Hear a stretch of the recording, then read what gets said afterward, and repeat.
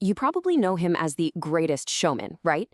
But long before that, P.T. Barnum was an absolute master of a different art, making and, more importantly, keeping money. So today, we're going to pull back the curtain on his incredible 19th century classic, The Art of Money Getting, and really dig into his golden rules for success that are, believe it or not, just as relevant today. All right, so here's our game plan for diving into Barnum's world. First, we'll look at his foundational golden rules. Then, we'll get into his pretty surprising take on what true economy actually is. After that, we're going to talk about the kind of character you need to build wealth, how to master your actual business, and finally, and this is a big one, how to spot those hidden traps that can totally derail you, even when you think you've made it. Okay, first up, Barnum really sets the stage for us. He had this core belief that, look, a lot of people can figure out how to make money. That's one thing. But the real art, the thing that truly separates the folks who build lasting wealth from everyone else, well, that's something else entirely. And here it is, straight from the man himself. He says, it is the most difficult thing in the world to keep it. I mean, that's such a simple but powerful idea, right? Earning money is a skill, sure, but actually keeping it and growing it into real wealth, that's a whole different ballgame. And for Barnum, this was the central challenge, the big puzzle that most people just never quite figure out. So, what's his first rule of wealth? Well, it all starts with a word we think we know inside and out: economy.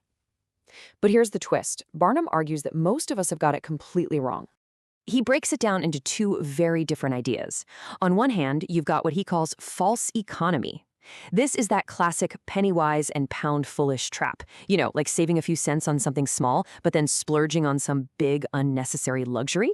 But true economy, it's way, way simpler. It's just this. Always make sure your income is more than your outgo. That's it. That's the bedrock. And you know, he doesn't just leave it at theory. He gives us a super practical, hands-on recipe to cure what he calls extravagance. It's a challenge, really. He says, get a blank book. For one whole month, write down every single thing you spend money on. Then, split the page into two columns, necessaries on one side, luxuries on the other. The whole point is to be brutally honest with yourself and see where your money is really going. And what happens when you do this? Well, the result is often a total shock to the system. Barnum predicted that for most of us, that luxuries column is going to be double, triple, maybe even 10 times bigger than the necessaries column. It's basically a 19th century tool for a totally modern problem. It reveals that our money troubles often aren't about the actual cost of living, but the cost of the lifestyle we think we're supposed to have. Okay, so managing your spending is huge, but it's really only half the battle. Barnum was convinced that real, lasting financial success is built on something deeper: your character. And for him, it all starts with how you think about debt. And man, Barnum had absolutely zero patience for debt. He basically saw it as a form of slavery. You're just grunting and groaning and working for what he has eaten up or worn out. He calls this working for a dead horse. I mean, what a powerful image, right? You're putting in all this effort for something that's already used up and gone. So what's the solution? Well, it's so simple, it's almost profound. And it's captured perfectly in this quote he loved from the statesman John Randolph. The legendary philosopher's stone, the secret to turning lead into gold, it's not some crazy magic trick. It's just this: pay as you go. But building your financial character isn't just about what you avoid, like debt. It's also about what you actively do. Barnum was a huge believer in perseverance, and he used this great quote from Davy Crockett to make his point. Be sure you are right, then go ahead. It's all about self-reliance, right? Do the research, trust your gut, and then just go for it with everything you've got. Okay, so you've got the character part down, but now you need the right strategy. You have to apply that character to the real world. And Barnum had some very specific, very practical advice on how to do that in your business or your career.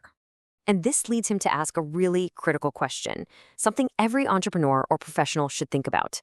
Let's say you've got the perfect job. You're amazing at what you do.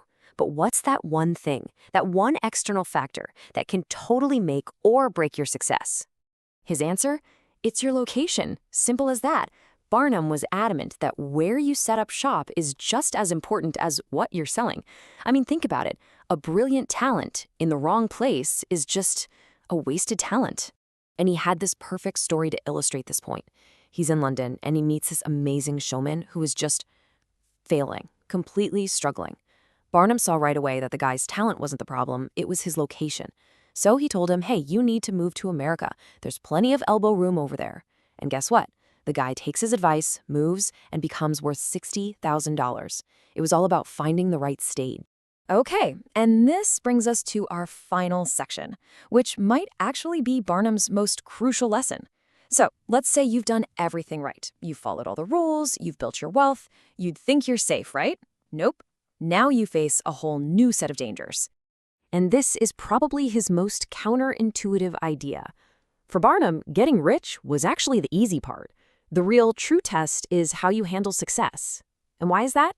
Well, because adversity, for all its pain, teaches you really important lessons. But prosperity? It has this sneaky, dangerous way of making you forget everything you learned on the way up.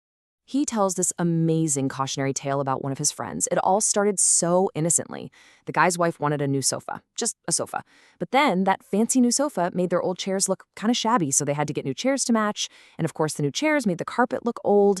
You can see where this is going, right? It just kept escalating until they literally built a brand new house just to match the furniture. One sofa ended up costing them a fortune and nearly bankrupted them.